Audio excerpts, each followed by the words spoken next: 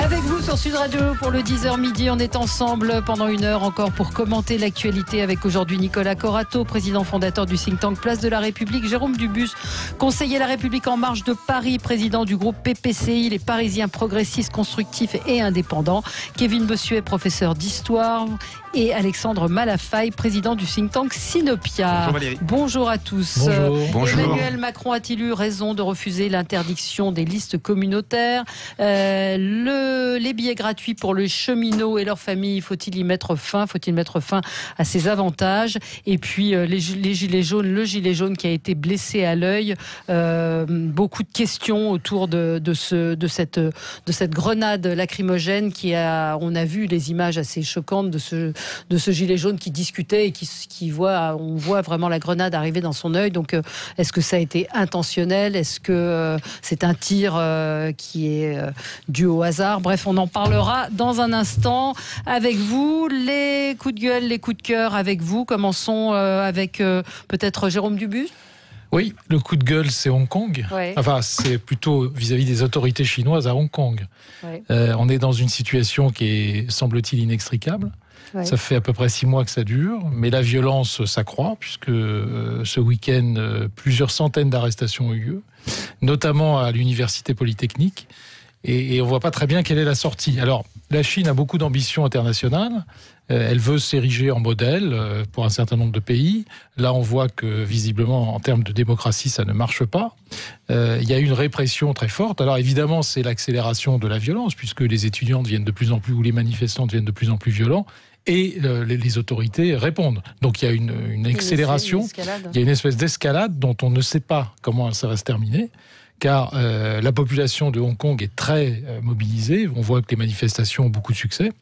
Un peu moins sur les violences, évidemment, heureusement, mais les autorités chinoises donnent des signaux qui ne vont pas dans le bon sens. C'est-à-dire des signaux de fermeture, des signaux de répression, et je crois que c'est très inquiétant, et je crois que la communauté internationale doit se mobiliser petit à petit. Oui. Un commentaire, Nicolas? Oui, une réaction, je suis tout à fait d'accord, simplement pour dire qu'il y a eu un plénum du bureau central du Parti communiste chinois il y a 15 jours, qui a acté le fait que l'objectif pour 2049, c'est-à-dire au centenaire de la création de la République populaire de Chine, c'était que les valeurs politiques du communisme à la chinoise aient supplanté partout dans le monde celles des démocraties libérales. Donc ce régime n'est pas du tout dans la voie d'une démocratisation, même à long terme. Non. Ils ont pris le pas inverse. Et vous parliez de l'interpellation de la communauté internationale. Notre président de la République était en Chine il y a peu de temps. Moi, j'ai regretté, mais je sais que c'est facile à dire. Il en a parlé. Je sais que c'est facile à dire, mais j'ai regretté qu'il ne s'exprime pas publiquement sur la situation à Hong Kong. Ouais. Et c'est vrai que la Chine, depuis 2012, avec l'arrivée de ce président, qui cumule d'ailleurs, ce qui n'était pas forcément le cas avant, le poste de président et le poste de secrétaire général du parti, puisqu'il vient d'être élu Parti communiste chinois, évidemment, c'est un signe de fermeture, c'est clair. Mais Mickaël a une remarque assez juste qui s'adresse à vous, Jérôme Dubus. C'est notre président de la République, il était en Chine il n'y a pas très longtemps. Oui, mais je viens de le dire. Je viens de le dire. Mais il en a parlé. Pas publiquement. Non, pas publiquement. Et il en pas, a parlé pas en de privé. Façon, oui, enfin, c'est facile en privé. Mais comment voulez-vous en parler? Comment voulez-vous en parler? C'est ce que demande Jérôme Dubus, de dire voilà, quand on peut très bien. Non, mais vous pouvez très bien critiquer, c'est facile. Mais quand vous voyez l'état des démocraties, on n'a pas de leçon à donner. On n'est pas excellentissime non plus sur la façon de gérer les populations, de gérer les tensions. Là, on a des problèmes de fond. Eux regardent nos modèles démocratiques. En quoi voulez-vous qu'aujourd'hui des régimes dits autoritaires aient envie d'aller vers ça? Enfin, on est très très loin du régime chinois. Non, mais on est d'accord, mais sauf que si on va sur le contrôle social, si on va sur le contrôle social, on est bien en voie, on est bien en marche aujourd'hui, il n'y a aucun problème par rapport à ça. Et d'ailleurs, nous avons des sociétés qui travaillent beaucoup avec le régime chinois. Absolument. Non, mais c'est insoluble comme problème. Après, la difficulté, c'est quand vous êtes à la tête d'un pays qui compte 1,4 milliard d'habitants, vous faites comment pour éviter l'effondrement au travers d'un chaos qui pourrait suivre d'une révolution civile? Il y a eu des exemples, on vient de fêter la chute du mur de 89, les 30 ans de la chute du mur, il y a des exemples de passation d'un régime à un autre qui se sont plus ou moins bien passés. Mais pas avec les mêmes histoires et les mêmes cultures. Là, c'est exactement l'inverse. On ne parle pas d'1,4 milliard d'habitants. Allez, donc c'est très bien le régime chinois. Non, mais on ne peut pas bousculer l'histoire. Le coup de gueule de Kevin Bossuet.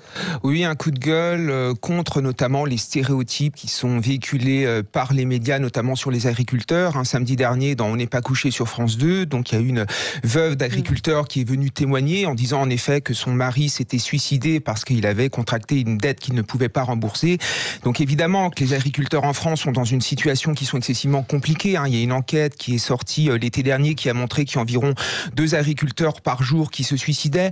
Mais moi, j'en ai marre que les médias s'intéressent toujours au côté misérabiliste de la profession. Quand on regarde la télévision, on a l'impression que les agriculteurs ont une moyenne d'âge de 70 ans, qu'ils vivent tous dans un monde rural complètement éculé, qu'ils ont tous une femme et 8 enfants, parce que d'après M6, l'amour est forcément dans le pré.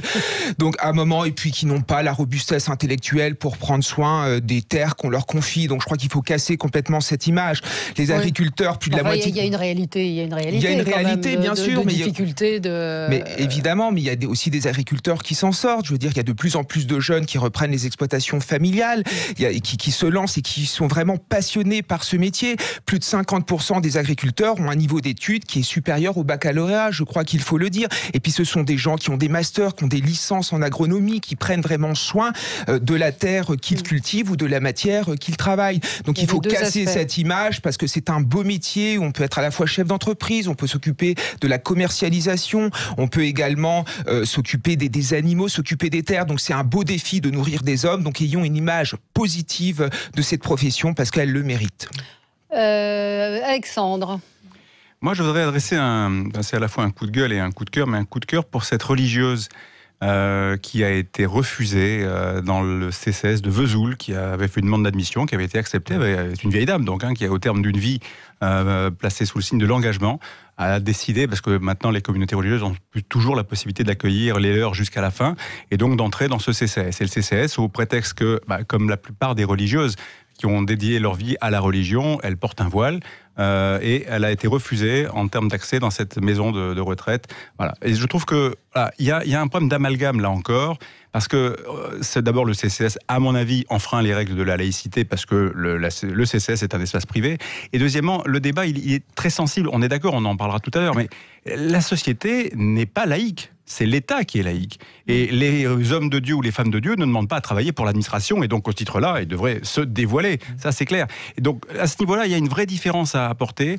Et moi, je voudrais vraiment rappeler que on a besoin d'hommes et de femmes de Dieu, quelle que soit leur religion, pour éclairer un peu le chemin de ceux qui en ont besoin, pour permettre à tous ceux qui en ont besoin, et là je pense que ça nous concerne tous, de prendre un peu de recul sur le quotidien, parce que c'est ce que font les hommes et les femmes de Dieu au quotidien, et qu'on doit accepter aussi que les hommes et les femmes de Dieu aient une place particulière, et donc qu'ils puissent avoir une tenue particulière. Ce qui n'a rien à voir avec le militant politique, qui peut être un militant religieux au sens du terme. C'est vrai que certains ou certaines vont porter des signes religieux, comme d'autres vont porter un gilet jaune, ou vont porter une cagoule lors d'une manifestation, pardon pour le raccourci, mais vous pouvez avoir ce type de comportement là où la religion est utilisée comme un vecteur ou un véhicule politique. Ça, on doit les combattre, mais à côté de ça, il faut accepter qu'il puisse y avoir, et notamment lorsqu'il s'agit de religieux qui dédient leur vie à l'autre, eh bien qu'à un moment donné, ils puissent être distingués et aussi avoir la possibilité de vivre pleinement leur foi jusqu'au bout. Oui, moi je partage la conclusion, je ne partage pas l'introduction. Parce que dans cette maison de retraite qui accueille tout le monde, c'est une maison de retraite communale et donc publique, ce n'est pas une maison de retraite privée. Il y a un règlement. Et il se trouve que ce règlement interdit tout signe extérieur concernant la religion. C'est une religieuse. Mais sauf qu'il y a un règlement. Le règlement était connu. C'est pas tellement absurde. Mais peut-être que le règlement est illégal. Oui, je pense. Alors il faut changer le règlement. Je pense que c'est le règlement est illégal, puisque effectivement que le CCAS, s'il a une... Non, il n'est pas illégal. Parce il a une vocation publique. Il n'est pas illégal parce que c'est une sphère privée. Écoutez, dans les hôpitaux, on soigne des femmes voilées. Oui, mais c'est pas du tout on la même chose. n'interdit pas aux femmes voilées les soins sous prétexte qu'elles sont voilées. Ça n'a rien à voir. Là, elle est à demeure, cette femme. Non, mais la laïcité s'applique au personnel de l'État, elle ne s'applique pas aux agents, aux administrés. Il s'applique pas aux administrés. Dans ce règlement, et puis ceux qui mettent... Ça tient pas. Alors, on peut trouver que le règlement est absurde, mais il est pas légal. Et personne ne le connaissait. Il est contestable. Beaucoup sur la confusion qu'on entretient aujourd'hui sur la notion même de laïcité. Ça n'a rien à voir avec soigner des femmes voilées dans un hôpital. Là, on est à demeure jusqu'à la fin de c'est la même chose. Ça n'a strictement rien à voir. C'est une question de service. Elle ne revendique rien, elle veut simplement qu'on la prenne en charge. Elle n'a rien coûté à la collectivité, parce qu'en général, les religieux ne coûtent rien à la collectivité, ils sont pris en charge par leur communauté. Non, mais ça, très bien. Et donc, elle va décider, parce que pour vivre sa vie de manière digne jusqu'à la fin, elle a besoin d'une place dans un CCAS, et on le lui refuse au prétexte qu'elle est voilée. Et elle est voilée, elle dit, ça veut dire que moi, vous m'obligez à abjurer d'une certaine façon. Mais tout le monde connaissait ce règlement. Non, tout le monde ne connaissait pas forcément ce règlement. Et deuxièmement, ce règlement, je vous le dis, moi, je vous garantis que il a été l'Église ne fera sans doute pas. Il faut le changer. L'Église devrait attaquer, ou quelqu'un devrait attaquer, parce que je suis sûr que ce règlement est opposable. Ça, c'est un autre sujet. Ah bah c'est la En tout cas, aujourd'hui, c'est l'application du règlement. Qu'est-ce que vous voulez, c'est ça ? Mais qui est effectivement absurde. C'est-à-dire, c'est tous les signes. Non, mais tous les signes religieux. Est-ce que ça s'applique à une religieuse ? C'est la question qu'on peut poser. Enfin, c'est pas exactement la même chose. Vous déniez aux religieux sa place dans la société en disant dans le CCAS, comme dans la rue, comme dans n'importe où, vous devez vous habiller comme tout le monde. Ça veut dire quoi, comme tout le monde ? Et puis à ce moment-là, il faut changer le règlement, on est bien d'accord. Oui, il faut changer le règlement. Aujourd'hui, elle ne pouvait pas rentrer, c'est tout. Et puis sur les réseaux sociaux, je voyais des gens qui faisaient des liens, notamment avec l'affaire Julien Audoul, avec cette mère qui était complètement voilée. Enfin, ça n'a rien à voir. Je veux dire, le voile de cette religieuse, c'est un signe de consécration, alors que le voile de cette mère de famille, c'était un signe de soumission. Donc il faut arrêter de mettre les choses sur le même plan. Et là, on retrouve le problème de la laïcité, qui est en fait un paravent de la christianophobie. Il y a beaucoup de laïcards, notamment, qui utilisent la laïcité, notamment pour taper sur les chrétiens. Mais je suis parfaitement d'accord, mais moi je parle de ce que j'ai vu sur les réseaux sociaux. Et c'est pour ça qu'on entend tout et n'importe quoi. Le règlement n'est pas bon, il faut le changer. Enfin, une religieuse a le droit de porter de voile, enfin, c'est l'essence même de sa vie. Vous avez un règlement qui s'applique, voilà. Et je trouve qu'il n'y a pas beaucoup de voix qui s'élèvent sur cette affaire. Parce que ça concerne les chrétiens. Si, mais je ne crois pas qu'il faut qu'on dérape sur la christianophobie. Ça, mais je pense qu'il y a une part de christianophobie. Je pense que si ça avait été un juif avec une kippa, ça aurait eu une autre conséquence dans le débat public. Je ne crois pas non plus. Vous ne croyez pas ? Bon. Non, je crois pas. Mais c'est vrai que si on parle d'un juif avec une kippa, c'est une chose. Là, c'est une religieuse, c'est pas la même chose. Il faut défendre. Après, on peut débattre sur le juif et la kippa. J'ai pas de problème par rapport à ça. C'est plutôt un rabbin avec un chapeau. Mais ouais, c'est exactement. C'est la place de l'homme d'église ou de la femme d'église dans la société. Est-ce qu'on accepte qu'à un moment donné, cet engagement-là peut être reconnu d'une manière particulière, et donc, évidemment, il faut prendre soin de celles et ceux qui prennent soin de nous tout au long de leur vie, parce que c'est à ça qu'ils sont dédiés. Oui, est-ce que c'est un règlement qui concerne les religieuses ? Je pense qu'il y a eu un arrangement qui concerne les signes distinctifs religieux. Donc, de religion. Je suis d'accord, Alexandre, mais on va être d'accord à peu de frais, finalement, parce qu'on ne règle pas. Que ce soit l'imam, que ce soit le rabbin, que ce soit le curé, ça s'appliquait à l'ensemble des gens. Il se trouve que c'est tombé sur une bonne sœur. Voilà. Bon. Allez, on se retrouve dans un instant et on va débattre du coup de gueule de Nicolas Corato. C'est un sujet que je voulais aborder également à propos du malus sur les SUV. C'est un coup de cœur. C'est un coup de cœur. J'ai dit coup de cœur. Moi, j'adore quand on taxe les super riches. Sur les... Mais c'est pas les super riches qui ont des SUV. Enfin, vous plaisantez ou quoi ? Vous savez que ça représente 70%. Ça y est, on a commencé à débattre. Tout de suite.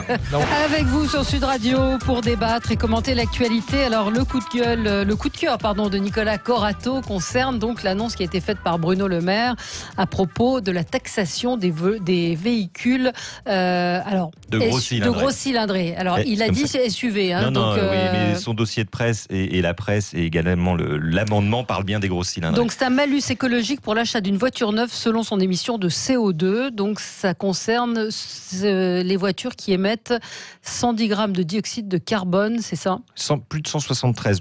Aujourd'hui, il y a un plafonnement. Je ne sais pas ce que c'est, c'est ça. Alors aujourd'hui, il y a un plafonnement de ce fameux malus qui est situé au niveau de 173 grammes par kilomètre. C'est-à-dire que au-delà de 173 grammes par kilomètre, quel que soit votre véhicule, vous payez indirectement au niveau du prix d'achat 12 500 € de malus écologique. Et ça, c'est une loi qui est en vigueur depuis longtemps. La proposition du gouvernement, dont je salue pour une fois... Profitons-en. Non, mais l'aspect écologique, mais c'est vrai, écoutez, il faut le dire. Bruno Le Maire suggère que les SUV soient aussi concernés. Alors, ça c'est autre chose. Aujourd'hui, l'amendement qui est présenté dans le cadre du projet de loi de finances, il propose de dire, c'est vrai qu'au-delà de 173 grammes par kilomètre, donc aujourd'hui un SUV classique, il est déjà taxé à 12 500 €. La proposition du gouvernement, c'est de dire qu'il n'est pas normal que des très grosses cylindrées, qui sont bien plus polluantes que des SUV classiques, type les gros 4x4, les grosses voitures de sport, les Ferrari. Maserati, bref, on va faire simple, toutes les voitures que ne produit pas l'industrie automobile française soient taxées au même niveau que des SUV, alors qu'elles polluent parfois jusqu'à 3 fois plus, parce qu'un gros 4x4 de marque allemande, ça pollue quand même jusqu'à 400 grammes par kilomètre. Et donc effectivement, c'est de déplafonner et de dire qu'on va créer un nouveau seuil au-delà duquel ces grosses cylindrées seront bien plus taxées. L'amendement propose une taxation autour de 20 000 €.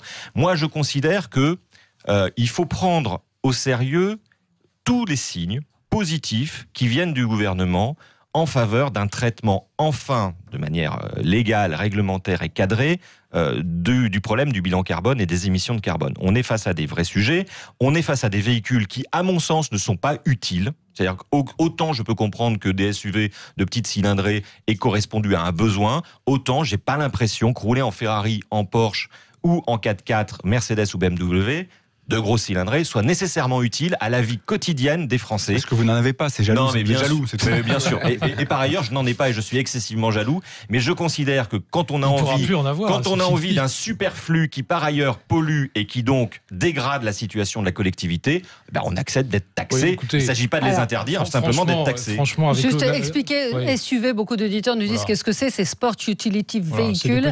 Et c'est les petits 4x4. C'est les grosses berlines. C'est les Duster.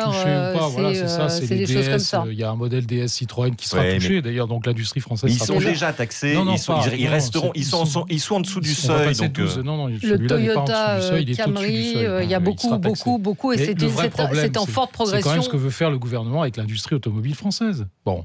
On nous a dit pendant des années, il faut faire du diesel parce que le diesel, c'est mieux que l'essence, ça pollue moins que l'essence. Vous vous souvenez des années 2000, hein ? Bon. Donc l'industrie automobile, elle s'est adaptée à ce genre de règles, si je puis dire. Et puis après, on nous dit, arrêtez tout le diesel parce que le diesel pollue plus. Bon, voilà. Et aujourd'hui, on est en train de nous dire stop à l'essence. C'est formidable votre lecture de l'histoire. Donc, si vous voulez, c'est quand même l'industrie automobile qui a fait financer le diesel parce qu'elle l'avait choisi ce modèle par l'État et par le contribuable français. Il y a un moment où l'industrie automobile doit savoir quelles seront les règles pour pouvoir s'adapter. Il y a quand même plusieurs centaines de milliers de Français qui travaillent dans cette industrie. On a quelques fleurons encore qui sont assez exportateurs. Il faut savoir définir une politique claire et nette de l'industrie automobile en France. Mais il y a aussi une incohérence, encore une fois, à vouloir taxer, toujours taxer, alors que dans le même temps, si vous voulez acheter un véhicule électrique, ça coûte, je ne vais pas dire un gros mot, la peau du cul. Mais justement, que les bornes dans les grandes villes ne sont pas adaptées. Vous avez été exaucé par Bruno Le Maire, parce que si vous allez au bout de l'amendement, ce malus écologique déplafonné servira à investir et à promouvoir. Pourquoi on n'investit pas et on ne promeut pas avant ? Pourquoi on ne promeut pas avant ? Pourquoi on met la charrue avant les bœufs ? On a un retard considérable. On a un retard considérable. Alors, commentaire, toujours cette taxation pour responsabiliser les gens. Je crois qu'on en a marre. La personne qui veut acheter une grosse cylindrée, enfin une Ferrari, etc., elle a le droit d'acheter une grande Ferrari sans être taxée derrière. Moi, j'ai pas le permis, j'utilise pas la voiture, mais ça ne me gêne pas que des gens achètent des gros 4x4 et puissent notamment l'utiliser. Donc arrêtons de taxer. Je pense que la responsabilisation, elle se fait autrement. Elle se fait par l'éducation, elle se fait par une prise de conscience collective. Mais la taxe pour la taxe, ça va bien 5 minutes. Est-ce qu'il y a beaucoup de véhicules qui sont concernés, vous le savez, Nicolas Corato, ou est-ce que c'est une annonce démagogique ? Non, c'est une marge extrêmement réduite du marché automobile. On est sur la marge que les industriels automobiles français n'ont jamais pratiquée, ou en tout cas quand ils sont allés, ils se sont cassés les dents. On est sur moins d'1% du marché automobile, en tout cas pour les véhicules qui font au-delà de 173, enfin qui feront au-delà de 200 finalement, parce que le seuil va être fixé autour de 200 grammes par kilomètre. Donc on est sur une marge, on est sur un effet marginal. C'est pour ça que c'est un coup de cœur en double teinte. Moi, je considère que ça faisait longtemps qu'on n'avait pas vu de signaux écologiques de la part de ce gouvernement. Il faut le saluer. Alors, après, on n'est pas dans la définition d'une politique industrielle automobile. C'est ça qu'on attend d'un gouvernement. À mon avis, on est dans un signal qui est uniquement fiscal. On est face à un gouvernement qui, sur cette mesure-là, comme sur d'autres, cherche à faire les fonds de poche des Français, avec le couvert comme ils l'ont fait. Mais non, avec sous couvert. Mais attendez, d'un certain nombre de Français, et aussi de ceux qui, à un moment donné, veulent sortir de leurs conditions et veulent s'acheter une voiture un peu plus jolie, qui ne peuvent plus. Vous avez un nivellement vers le bas. Et c'est de la taxation systématique. Rappelez-vous ce qui s'est passé avec les gilets jaunes. Tout d'un coup, on a dit à une partie des Français, vous allez avoir payé votre carburant plus cher au prétexte que...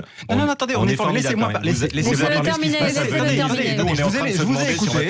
Je vous ai écouté. Non, mais je veux dire, à un moment donné, il faut qu'il y ait une cohérence. Il n'y a aucune cohérence sur ces questions-là. On est dans l'aléa et en permanence, l'élément fondamental en matière de décision, c'est comment ça rapporte à l'État. Et l'impact que ça a sur la vraie vie des vrais gens. Mais sur ce domaine, comme tellement d'autres, personne n'en prend en considération. Après, on s'étonne que les gens ne soient pas contents. Pourquoi est-ce qu'il n'y a pas à un moment donné un moratoire sur la fiscalité ? Est-ce que ce gouvernement n'avait pas dit à un moment donné, on va arrêter de créer des impôts et des taxes ? Et puis tout d'un coup, il suffit de regarder la loi de finances 2020. C'est merveilleusement construit pour arriver en permanence et partout aller chercher encore un peu plus d'argent. Ça n'est pas cohérent. Il y a tellement à faire. Sur la filière automobile, le jour où on voudra aller au bout de la logique, on se posera aussi la question de toute la filière de recyclage. Quand on voit ce qui se passe aujourd'hui avec les voitures dont on ne veut plus chez nous, qu'on envoie en Afrique. D'accord ? C'est génial, ça aussi. On a mis en place des politiques pour dire « Ah oui, on veut plus de voitures polluantes chez nous, mais on les refourgue comme nos amis africains. » C'est pas des logiques très vertueuses, pardon. Et les constructeurs français seraient les plus touchés, selon un article que j'ai sous les yeux, puisque les SUV les plus vendus sont les Peugeot et Renault. C'est complètement faux. Encore une fois, vous regarderez les chiffres et vous lirez l'amendement. Et franchement, c'est très clair. Les modèles chez Peugeot, moi, je m'étonne. 5008, je suis d'accord avec l'incohérence de ce gouvernement. Je l'ai déjà. Je suis le premier à la critiquer.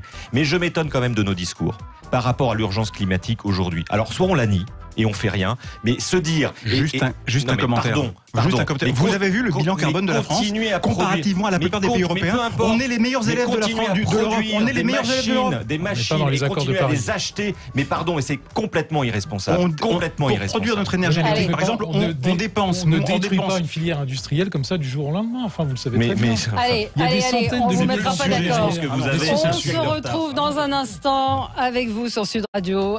Avec vous jusqu'à 11h avec Nicolas Corato, Jérôme Dubus, Kevin Bossuet, Alexandre Malafaille. Hier, Emmanuel Macron s'est exprimé devant les maires et il s'était prononcé contre l'interdiction des listes communautaires voulues par la droite. Listes communautaires qui seront, où il va y en avoir aux prochaines municipales en mars. Il a dans le même temps promis de nouvelles mesures contre le communautarisme dans les prochaines semaines. Donc on attend ces mesures et on attend en tout cas un discours du président de la République sur ces sujets-là depuis un moment. Il a défendu une position pragmatique. Il a demandé à ce qu'on ne confonde pas tout. Je vous propose de le réécouter. Comment définirait-on les listes communautaires ? Qui en serait le juge ? Selon quels critères ? La vie politique est ainsi faite que les choses peuvent changer. Nous avons des règles claires. Faut-il ici les bousculer ? Parce que soudain les esprits s'échauffent.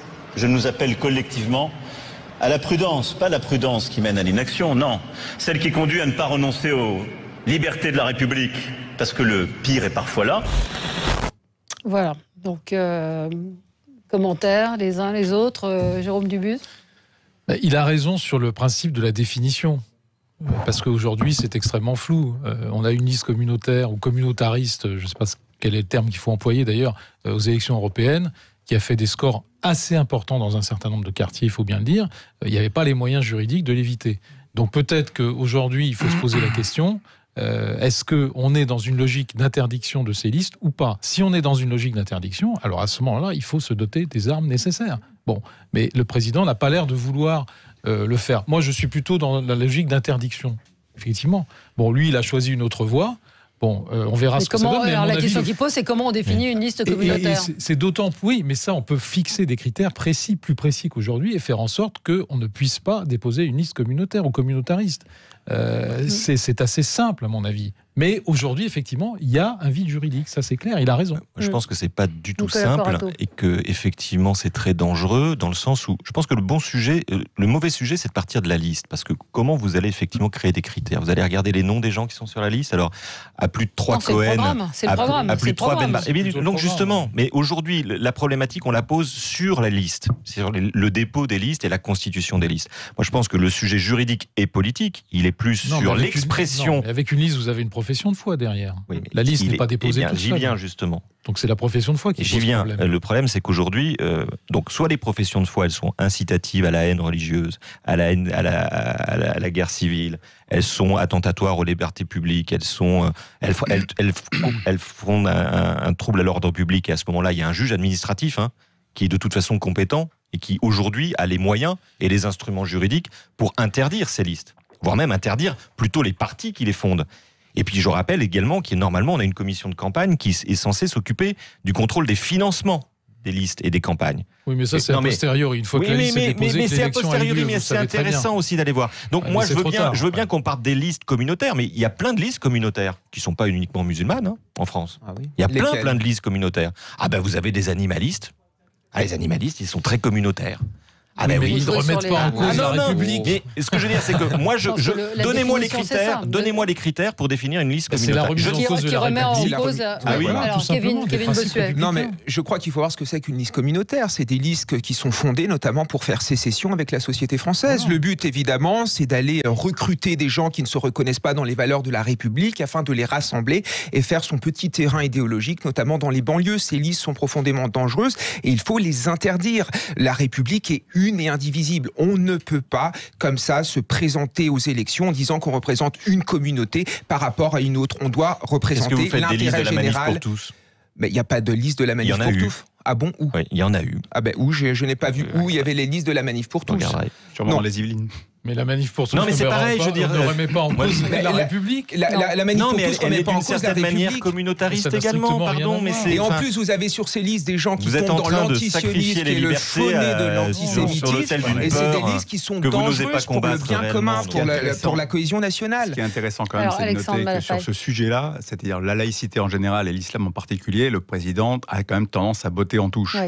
C'est vrai qu'il se présente hier devant les maires de France en disant « Bon, on va rien toucher à rien parce qu'il y a des règles claires ». Moi, je dis, il y a sans doute des règles claires, mais il faudrait quand même peut-être déjà les appliquer, et bien les appliquer, il a posé et rien la que les question. appliquer. Visiblement, il ne sait pas répondre à la question. Il ne sait pas répondre à la question, donc ça, c'est vrai. Mais je veux dire, on voit bien que c'est un problème sur lequel il ne veut pas mettre les mains dedans, et j'aurais dit ce que je voulais dire, j'aurais trouvé pertinent qu'ils viennent demain, avec ses propositions, en disant, on va faire des propositions, qu'ils les mettent sur la table. Qu'à un moment donné, on n'est pas une espèce de mais je ne crois pas que c'était lieu pour le faire. Dans ces cas-là, il ne fallait pas en parler du tout. Dans ces cas-là, il ne fallait pas en parler du tout, parce qu'on crée une espèce de vide, une fois de plus, où on fait un débat, on se demande ce qui se passe, et en fait, on peut le critiquer sur le fait qu'il ne répond pas. Et alors après, il y a quand même un point qui est un peu paradoxal, c'est qu'on voit bien que quand ça l'arrange, il fait une loi, et quand il n'est pas à l'aise, il fait rien. Je prends l'exemple de la loi sur les fake news, on est exactement dans le même cas. Parce qu'à un moment donné, qu'est-ce qui est une fake news et qui va décider que c'est une fake news ? C'est la même chose appliquée aux listes communautaires.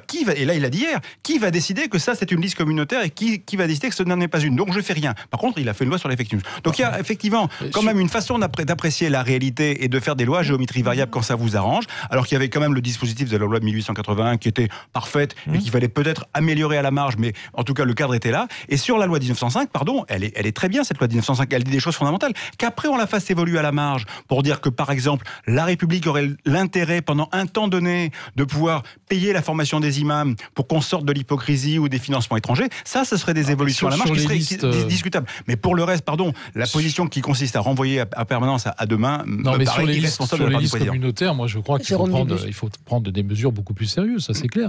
D'ailleurs, quand vous regardez ce qui va se passer dans les élections, et notamment dans un certain nombre de communes d'Île-de-France, je ne vais pas les citer pour ne pas faire de polémique. Mais il y en a un certain nombre, notamment dans le Val d'Oise, où il va y avoir des listes communautaires. Il suffit de regarder la profession de foi, pas la liste. Il ne s'agit pas de stigmatiser les gens parce qu'ils ont un nom de consonance arabe. Ça n'a strictement rien à voir. Il s'agit de regarder précisément la profession de foi, où vous avez quand même un certain nombre de mesures qui sont préconisées ou qui vont l'être, du type « je modifie les horaires des piscines » pour pas mélanger les hommes et les femmes. Ça, c'est typiquement anti-républicain. Je suis désolé de le dire. Si ça figure dans une profession de foi, il faut interdire la liste. C'est clair, net et précis. Mais tout je vous ai pris un exemple, mais il y en a d'autres. Tout citoyen peut saisir un juge administratif sur ces sujets. C'est aussi notre responsabilité collective. Vous avez une mesure qui est contre l'égalité homme-femme dans les équipements publics sportifs. On a Mohamed en ligne avec nous. Bonjour Mohamed. Oui, bonjour et merci de me prendre en ligne.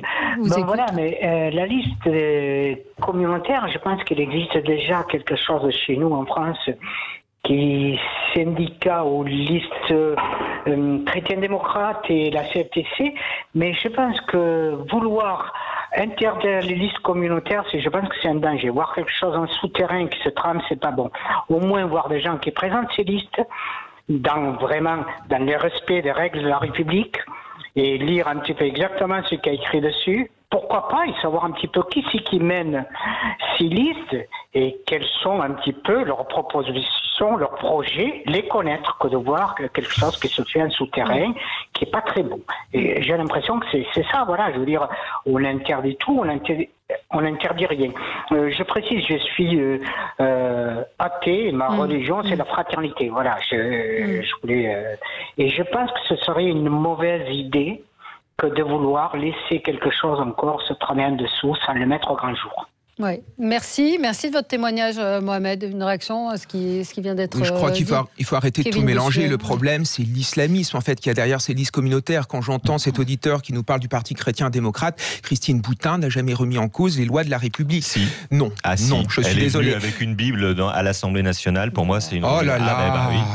Mais arrêtez un peu. Voilà. Bah non, le problème, c'est le problème de l'islamisme. Et ces listes communautaires participent à la stratégie des islamistes et tout simplement être visibles dans l'espace public, aller recruter notamment les gens pour des raisons politico-religieuses et permettre de diffuser un discours qui est profondément antisémite, homophobe et sexiste. Voilà à quoi sert ces listes. Excusez-moi, mais ça se fait depuis des années. Vous parliez du Val d'Oise, un département que je connais très bien. Parlons des listes communautaires de tout poil qui ont eu lieu dans les élections municipales précédentes, à Sarcelles, à Villiers-le-Bel. Il y en a pour tous les goûts. Il y en a pour tous les goûts. Non, mais vous avez... et ça fait des années que ça dure. Quand vous avez, et je vous ai avec l'assentiment de tout le monde, horaires dans les la gauche publics et notamment comme la dans droite, les piscines. tout le monde a. On sait comment gagner une élection municipale dans ces villes-là, dans ce département. On monte des listes communautaristes et on joue avec le Rassemblement national. C'est très facile de gagner une élection municipale à partir du moment où on peut faire monter des listes de ce genre. Et ensuite, on les instrumentalise.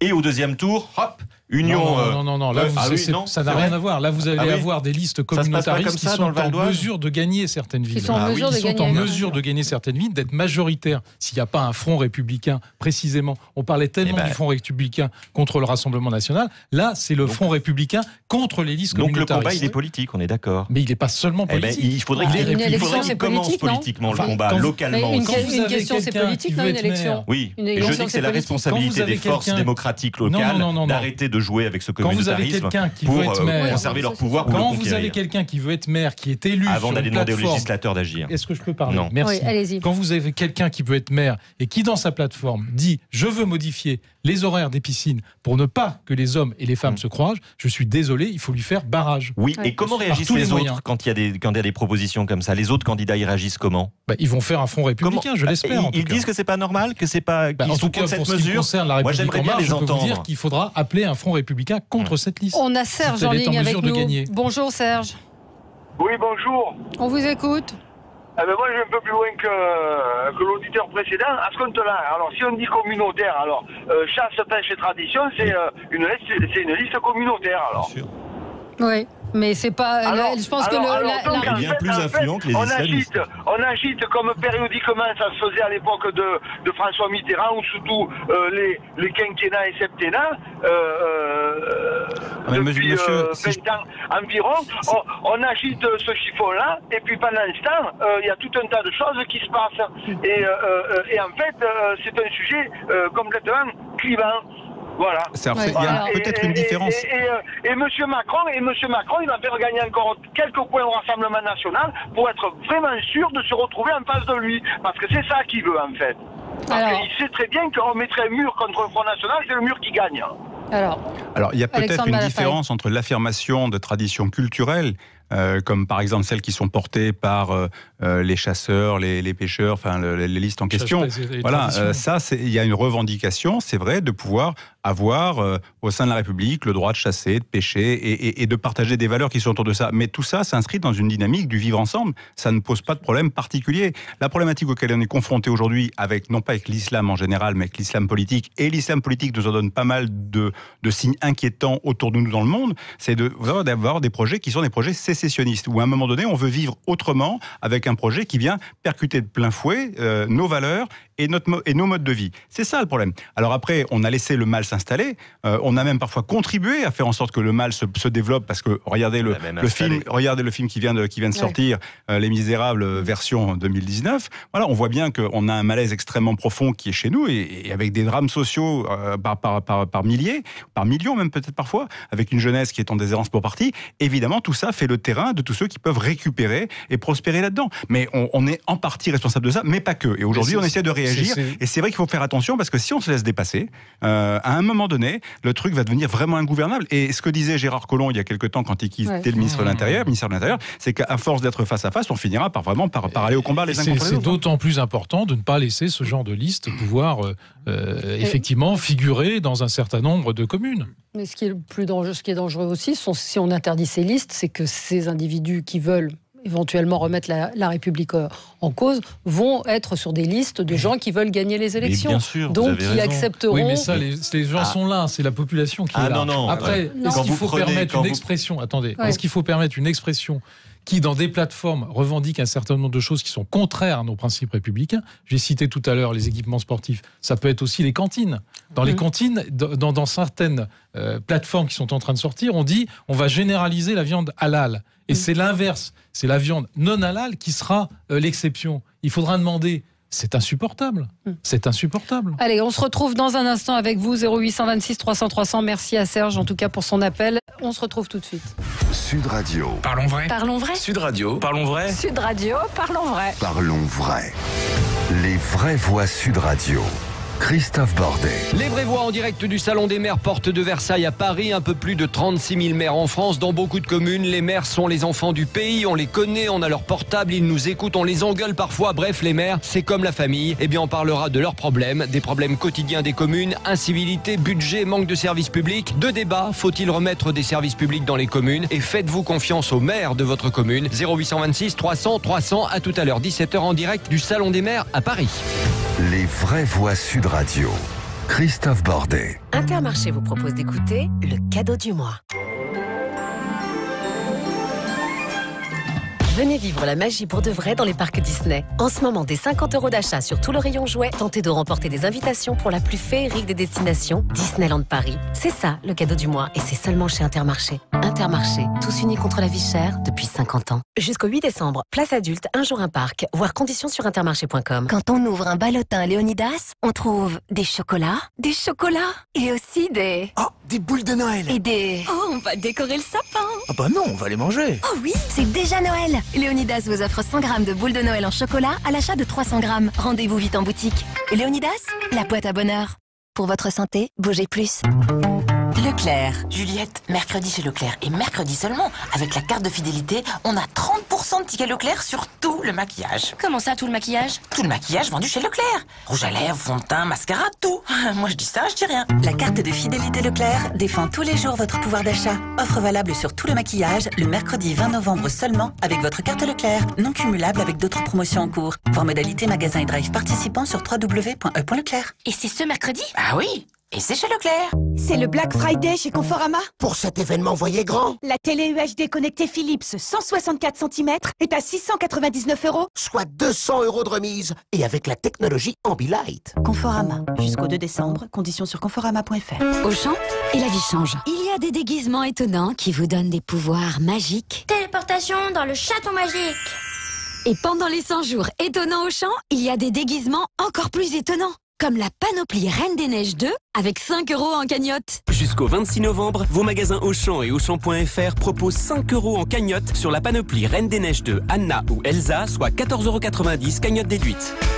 Auchan. 3 aux 10 ans. Montant crédité sur votre compte web, voire conditions en magasin et sur Auchan.fr. Valérie Expert revient dans 1 minute sur Sud Radio. Vendezvotrevoiture.fr. Vendezvotrevoiture.fr, la façon la plus simple de vendre sa voiture. Estimée en ligne gratuitement. Prenez rendez-vous en agence près de chez vous et vendez au meilleur prix. Rapide, facile et sans stress. Plus de 60 agences en France et forcément une dans les environs. Prenez rendez-vous maintenant sur www.vendezvotrevoiture.fr.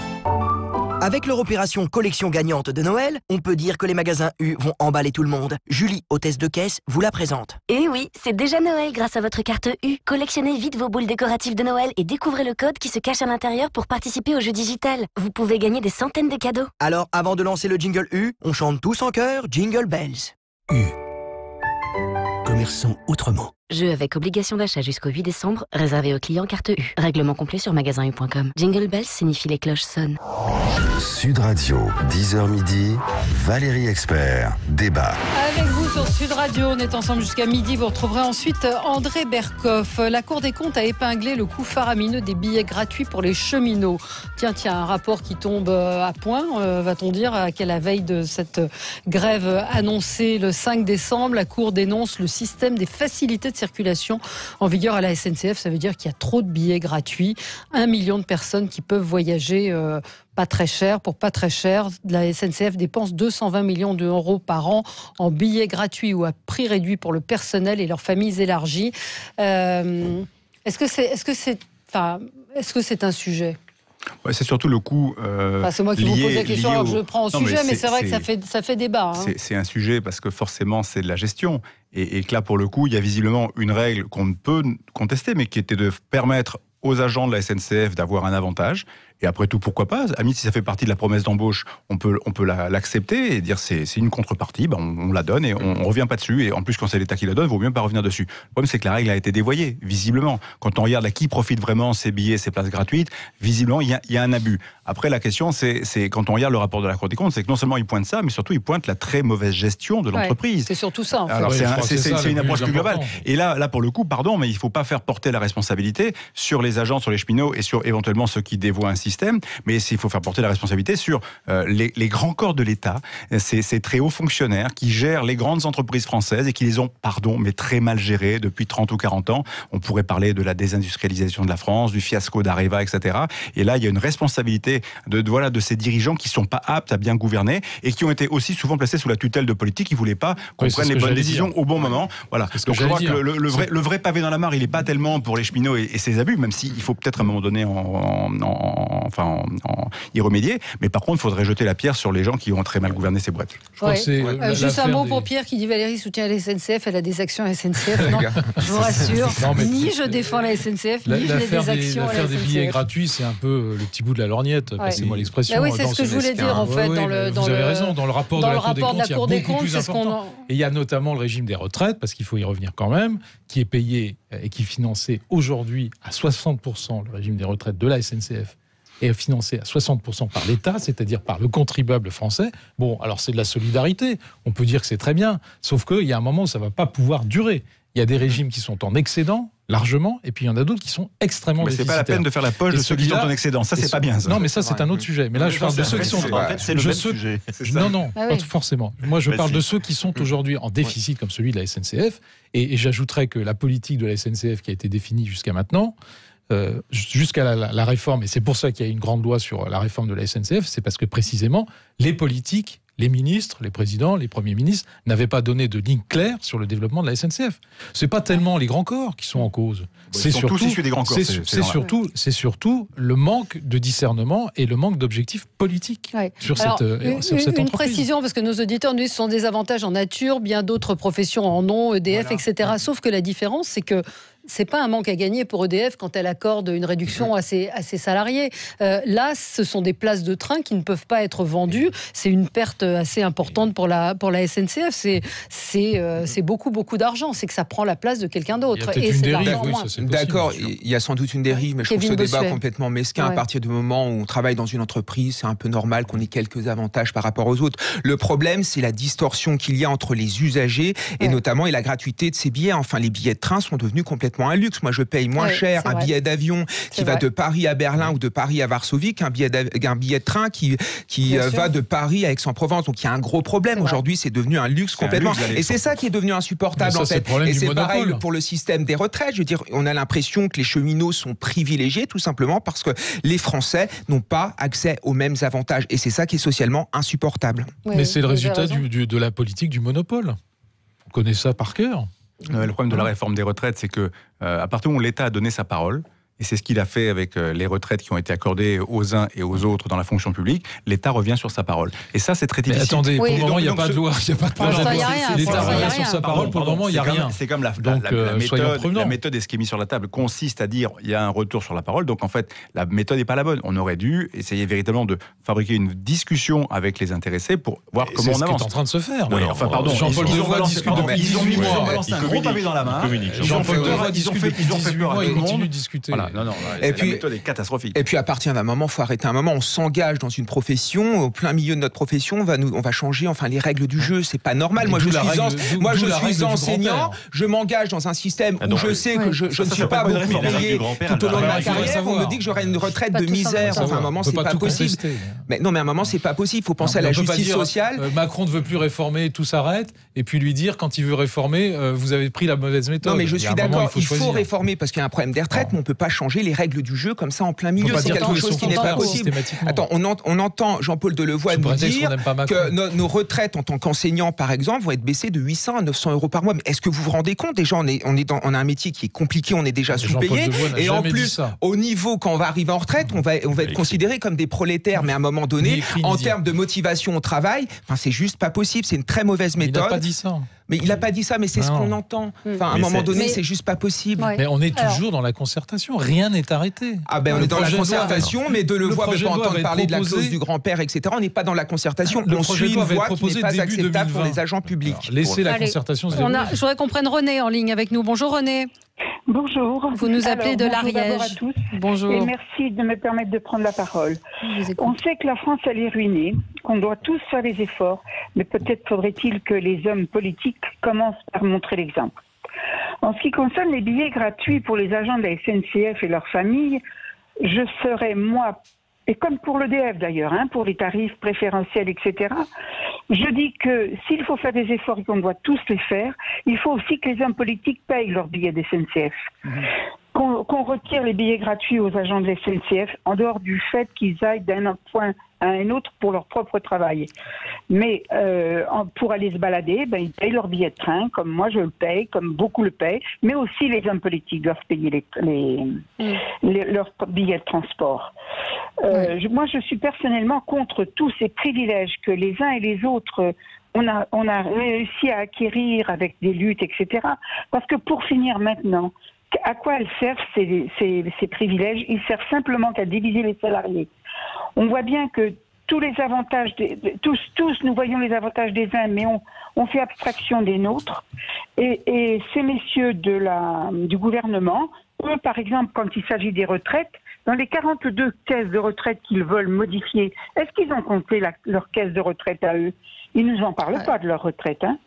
C'est vrai qu'ils ont deux caisses Corato de retraite qui ne s'appellent pas des caisses de retraite, mais deux régimes très autonomes, une par assemblée, qui effectivement ne sont pas citées à ce jour dans le rapport de loi. C'est très intéressant parce qu'elles ne sont pas des caisses de retraite en leçon. Oui, mais ce serait intéressant qu'ils précisent. Elles ont déjà été rabotées pour un certain nombre. Il y a encore des avantages. Oui, il y a encore. Voilà. Juste une chose. Ces privilèges, comme vous dites, madame, il ne faut pas imaginer qu'on vient d'un monde idéal où il y a eu une époque antérieure où on signait des chèques en blanc à tout le monde pour rien. Ces privilèges, ils ont été, entre guillemets, ils ont été obtenus en échange de contraintes et d'engagement de ses salariés. C'est-à-dire qu'à un moment, il ne faut pas imaginer que les employeurs, il y a une époque, donnaient tout et n'importe quoi à leurs salariés. On a donné ces avantages en contrepartie d'efforts qu'ont consentis ces salariés au moment où ils les ont consentis. Mais ça s'appelle. De qui, là, par mais je parle par exemple des cheminots. Les billets gratuits, vous l'avez dit, c'est un privilège. Pardon, c'est pas un privilège. C'est une contrepartie obtenue après un effort, peut-être après une lutte sociale, mais qui date d'une époque où les cheminots ont fait des efforts et ont fait aussi des. Qui date du Conseil national de la Résistance. Oui, c'est pas un moment. Ils ont un peu contribué à la libération de la France. À partir du moment où vous offrez, c'est un équilibre. Vous offrez à des gens un métier, une carrière avec des perspectives qui sont ce qu'elles sont, pas forcément exceptionnelles, des rémunérations qui sont ce qu'elles sont, pas exceptionnelles, des conditions de travail qui sont ce qu'elles sont, assez difficiles, et vous avez en face quelques contreparties. Vous les remettez en cause en cours de route, ça doit se faire de manière extrêmement concertée, sinon vous avez un blocage. Non, ça c'est très, ça se passe pas vraiment, ça va se faire de manière très concertée. Très mal, et le fait qu'il y ait une grève le 5 décembre doit quand même devrait pas vous échapper. Non, vous avez quand même le syndicat. Depuis 1995, il y a eu une grève au minimum à la SNCF par an. Au minimum. On parle pas que de la SNCF, là. On parle des avocats, on parle des notaires. On n'a jamais vu un projet aussi ambitieux, aussi mal géré. Tout le monde est contre. Alors qu'en fait, en effet, on aurait pu mettre tout le monde d'accord sur un objectif, c'est à dire il y a un besoin de réformer les retraites, mais ce besoin-là, il est passé au second plan. Tout le monde se dit qu'on va se faire avoir. Tout le monde se dit qu'il sera perdant. Et à la fin, mais bien sûr que si, c'est ce que ressent. Pardonnez-moi, c'est ce que pensent les gens. Si vous n'écoutez Attendez, si vous n'écoutez pas les Français, vous n'aurez ce que vous méritez. Vous discutez avec des gens qui sont d'accord avec vous. Et vous ne pouvez déjà plus faire grand-chose. Mais non, mais attendez, vous refusez de regarder la réalité en face, pardon. Allez, merci à tous les quatre. À suivre André Berkoff, qui est en pleine forme et qui sera là avec vous au micro de Sud Radio. Très bonne journée, on sera ensemble demain à 10h pour d'autres infos. Bonne journée.